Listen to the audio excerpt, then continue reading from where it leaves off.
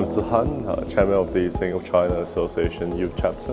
We primarily link up aspiring young people from Singapore and the region with interesting opportunities and networks in China. We've been organizing such exchange programs as well as study trips for many years to provide young people from both sides, right? Singapore, the region, as well as China, to understand about the newest paradigms in terms of economic development, industry trends, as well as technological advancements, so that we can tap on each other's strengths to build new synergies in cooperation. China is a huge market, especially in terms of application of AI. Is definitely a very promising field for not just Singapore companies, but I would say that as Chinese companies, definitely many of them are global leaders in their own right, and hence it's a very competitive field to enter the Chinese market as of present. But I think in terms of synergies between China as well as Southeast Asia,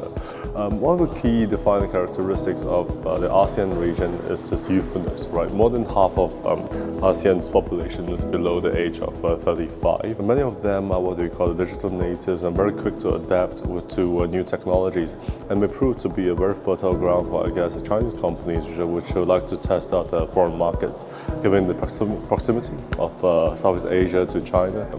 I think AI is a game changer in more ways than one, because young people these days, and I'm referring to say those in the 20s and 30s, are generally considered digital natives, right? With the advancement of, I would say, the internet.